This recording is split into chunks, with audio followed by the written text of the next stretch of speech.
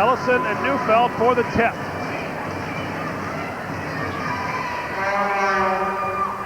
And it's Toronto ball to start this overtime period.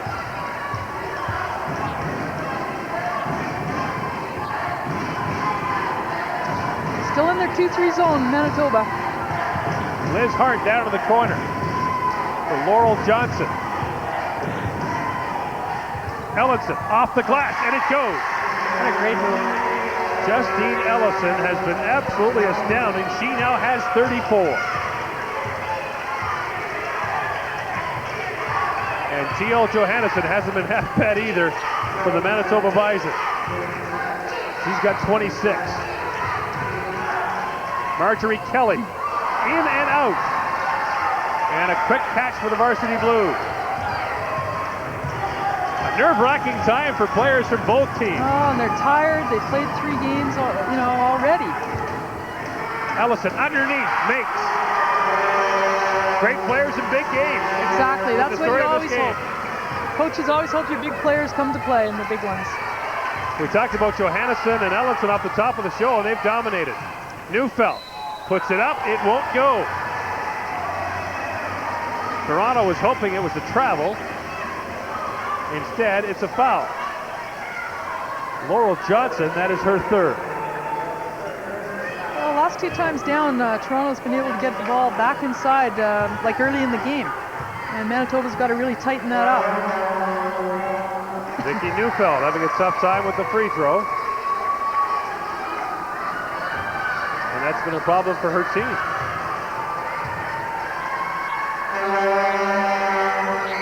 Neufeld makes the second. Toronto's lead is 3.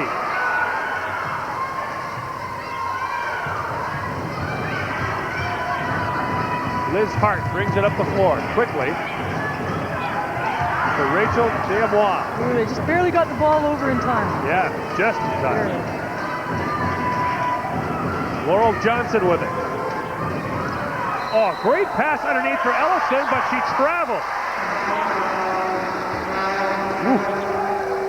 Yeah, I think, again, they can't just rely on getting the ball into Ellison. I mean, that player was open for an outside shot there. Forced it inside. T.L. Johannesson brings it up the floor. And leaves it short. And Deamois comes away with the rebound. Colleen Dufresne's shooters have gone cold now in this overtime. Toronto leads by 3. 3:05 to play in the first overtime period. Toronto's showing great poise against the zone at the moment. They really moved the ball well. Deamois wide open. It walks the rim. Liz Hart the rebound. It won't go. Ellison fights for the rebound. Jump ball, and it'll go to Manitoba. Sorry, possession arrow. It'll go to Manitoba. Hey, it's been a while since I've done basketball. I go to lots of games. But I haven't called one in a while, and what a way to come back. Face-offs. That's right. Where's the puck? T.L. Johannesson. Just like that. Huge shot. I mean, that's great. Back into it, 1 point difference. 72-71, Toronto leads. The steal by Marjorie Kelly. And the layup, Manitoba back in front. And the full court pressure pays off for the Bisons that time.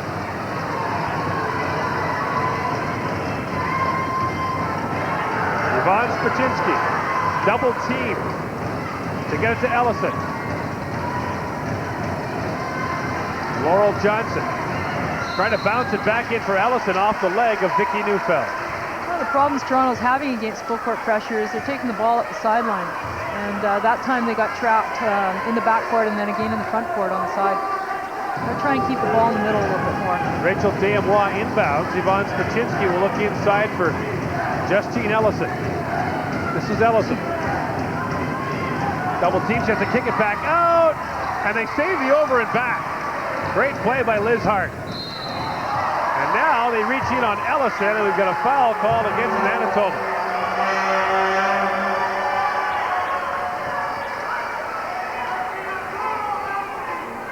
Vicky Neufeld, and that is her 4th. So Neufeld and Johannesson are both carrying 4 fouls with 1:49 to play in the first overtime period.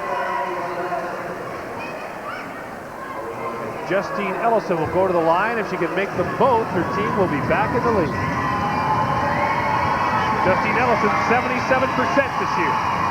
Yeah, Justine's a very good foul shooter, and she's a cool customer. Just made her first one there, and she's been making them all tournament. Makes them both. And now it's 74-73 Toronto. And the lead seesaws back and forth.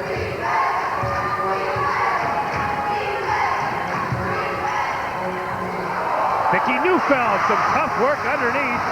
What a great pass by T.L. Johannesson to set up Vicky Neufeld. And the lead goes back to Manitoba. Long lead pass, Vicky Neufeld able to tip that one out of bounds.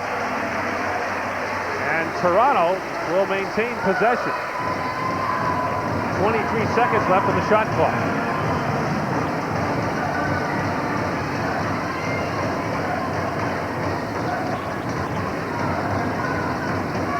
Laurel Johnson. Now they'll try and cross court. Liz Hart for three, yes! What a huge shot that is. And Toronto back on top. Now Vicky Neufeld comes right back the other way, and a game that has seen the lead change hands 10 times is tied.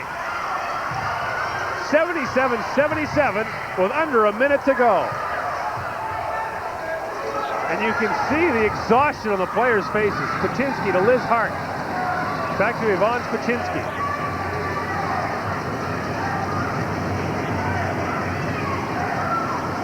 Moving the ball really well against the Manitoba zone. Found somebody open in the corner there. And working underneath, Dan Watt can't get the shot away. Game still tied, under 30 seconds to go now.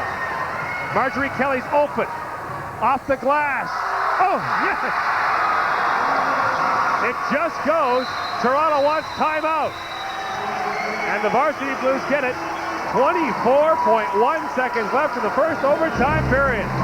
It's a nail-biter in Laval.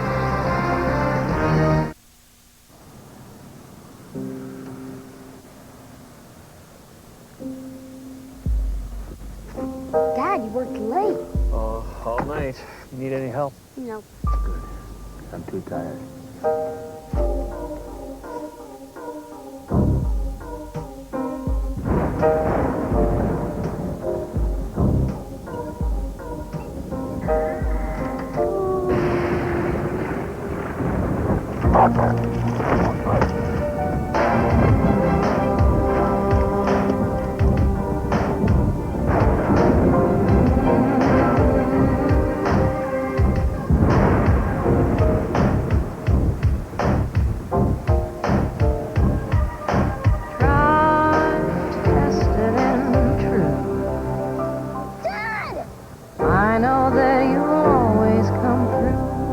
You could use some help. Thanks. Welcome back to Laval University, the CIU Women's Basketball Championship. 79-77 is the lead for the Manitoba Bisons. The Toronto Varsity Blues will get the ball back. Possession arrow favors the Varsity Blues. Manitoba has one timeout left. Both teams are shooting on any fouls. We may be looking at a second overtime here. Liz Hart. Here's Ellison. Justine Ellison, double teamed, off the glass, won't go. Rebound Manitoba. Under 10 seconds to go. The Varsity Blues need to foul, and they finally do. T.L. Johannesson is fouled by Yvonne Spachinski, and now T.L. Johannesson will go to the line. Well, they had a great shot opportunity there, and it just rolled out. Wow. Well, you get it in the hands of the player you want to get it to, right? So that's exactly right. They had it in their All-Canadians' hands, and it just rimmed out. Now Colleen Dufresne talking defense, no doubt, with Kyla Koski and Vicky Neufeld, her two defensive specialists. But the focus is on T.L. Johannesson, who makes the first and pumps her fist, knowing that that makes a national championship a lot closer. Well, she can ice it with this one. That's right. If she misses, Toronto's got a chance to make it three. She makes 4-point lead. 5.5 seconds to go.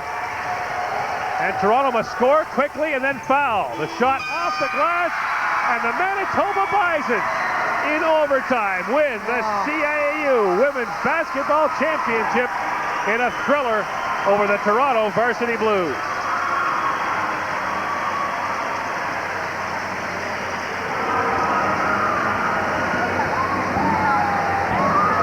And Colleen Dufresne's son Nicholas has a big reason to smile now.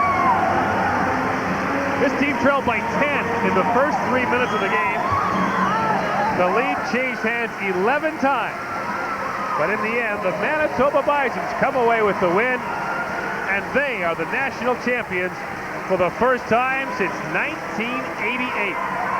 We'll be back with our post-game presentations and the player of the game when we return to the University of Laval in just a moment.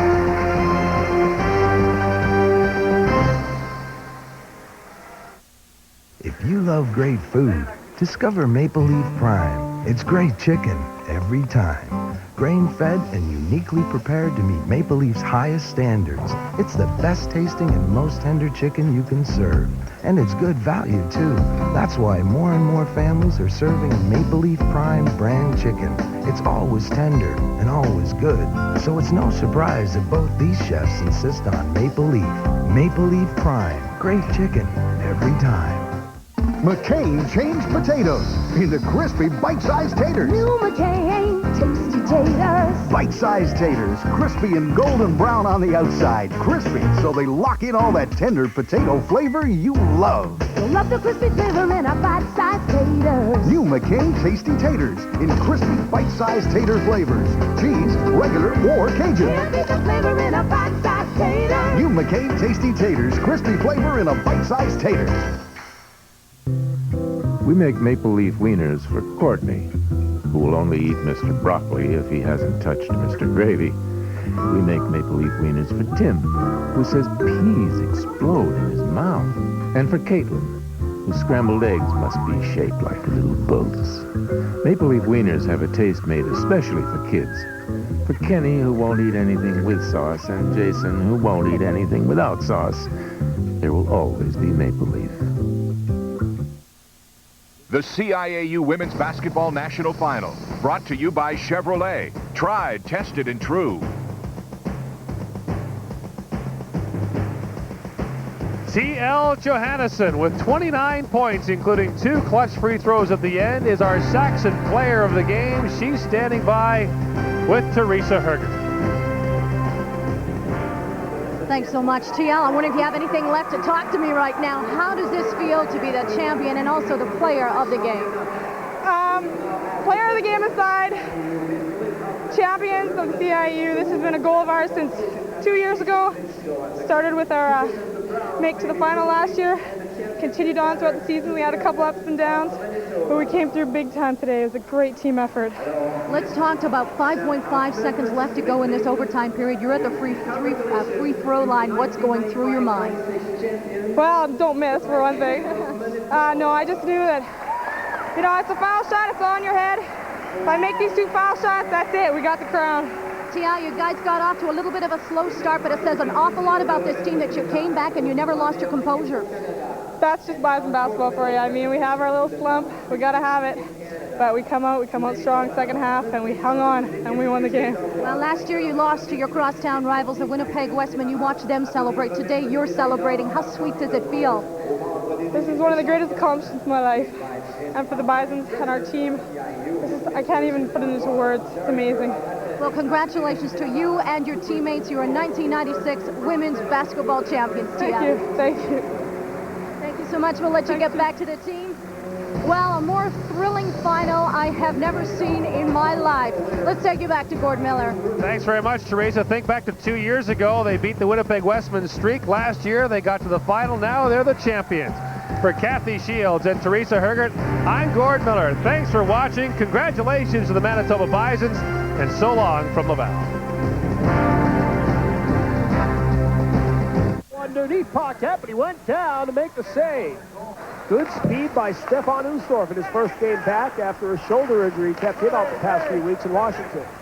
Michael Stewart had an outstanding college career for Ron Mason at Michigan State. Right here on the left wing side, Jason Allison centering pass, score! The Pirates take their first lead of the game. Martin Gendron is second. We haven't even played half the period yet. Karlamov, little dish over to Allison on the right side. Allison trying to cut back in. Karlamov pulls up the wrister, scores! Karlamov makes it 3-1 and back off the puck. Pratt and Allison are going to have a go. McBain, left point, slides it across. Malik fires it wide. Weird bounce back in front. Allison can't clear. McBain over to Frazier. Frazier along the wall. Guarded by Ustorf, gets it out to Malik. Malik left side. McBain shot, score! Watch Guzmanov in front of the net. Let's see if it's him. Guzmanov from McBain. I don't know. I think Guzmanov might have had that one as Paquette had trouble handling the puck. Frazier waiting in the right wing circle, plays it down low, now gets it back, he scores! Frazier ties it up on a power play goal. Blue line, but Pratt does a nice job keeping it alive. He plays it down in the right wing corner. After it is Smith. Centering pass, Frazier scores! And the Falcons lead it 4-3.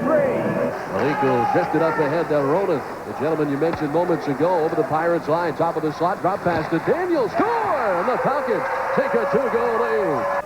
On this power play, Guzman to the corner to Smith. Little touch pass off to Frazier, curls back in front. Frazier going through some traffic, able to hold on back to Pratt. Wrister directed into the net. The Falcons score again on the power play. They lead 6-3. Well, it looks like the Paquette move has backfired. Springfield jumping out to a 6-3 lead. Might have a problem or two on the Atlantic coast of Canada. The Cape Breton Oilers, just off a Calder Cup win, has seen its attendance drop substantially. Now, it's not so much the team or the talent on the ice, it's the economy in Cape Breton. And then you have the parent club back in Edmonton making rumblings about the distance between Cape Breton and Edmonton and how far the farm team is away. We'll keep you updated on the situation with Cape Breton. Now, the Edmonton Oilers have been rifling Cape Breton pretty good in an attempt to make the NHL playoffs, but still, there's some pretty fair talent on the Cape. And to give us an update on that, here's Ellen Weinberg.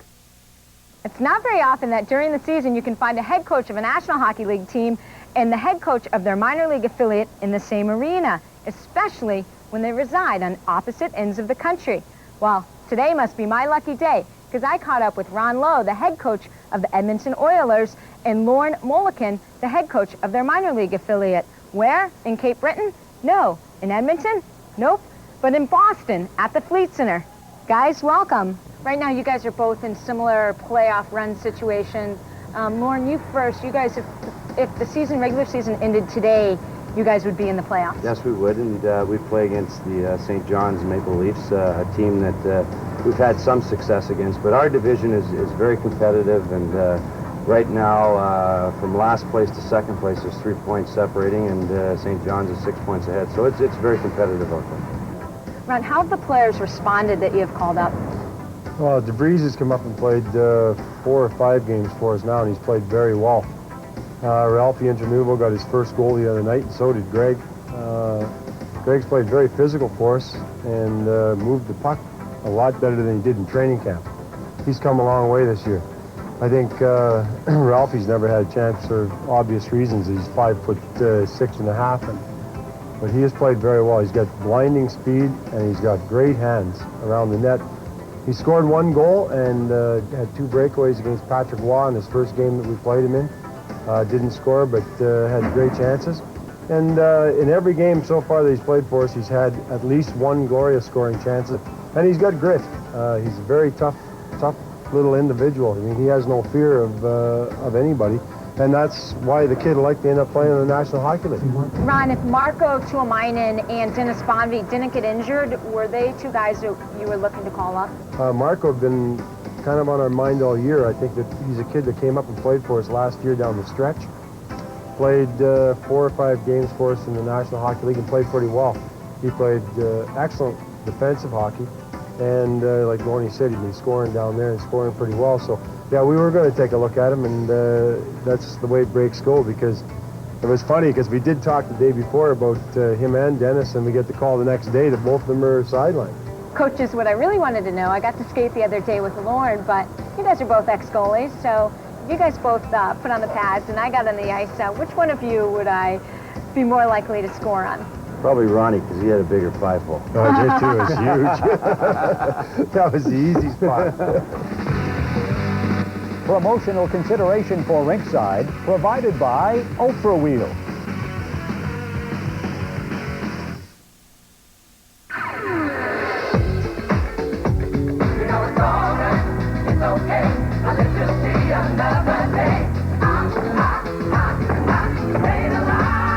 Duracell, you can't top that copper top. Now, there's a brand new motor oil made to handle the stresses on your hard-working engine.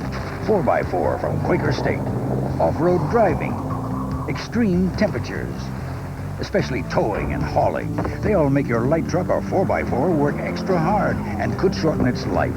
Why settle for a conventional car oil? Get a synthetic blend that can take the punishment. 4x4. It's new from Quaker State.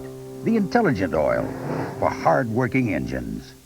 We took the most comfortable full-size pickup on the road and made it more comfortable. We took the most thoughtful interior on the market and made it more thoughtful. We took the biggest cab in the industry and made it bigger. The new Dodge Ram Club Cab. First we changed the rules, then we stretched them.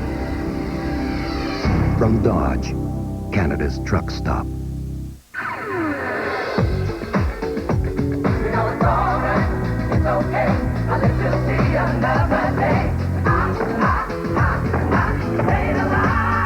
Duracell, you can't top that copper top. Welcome back to TSN's Ringside. I guess all the finger pointing that's been going on with the Toronto Maple Leafs over the past little while is pretty much over now with Pat Burns out of the picture. He took the fall. Coming in to take over on an interim basis is Nick Beverly. He will not be back to coach the team next year. A bit of a gamble on the part of the Maple Leafs, too, because Beverly's only experience as a head coach was a few years back with New Haven at the AHL level, and it was only for a brief time. Another good addition is Mike Foligno coming in. He had been an assistant to Tom Watt with the Baby Buds. He brings a winning attitude with him. He knows the talent at the AHL level, but that winning attitude is going to be key, especially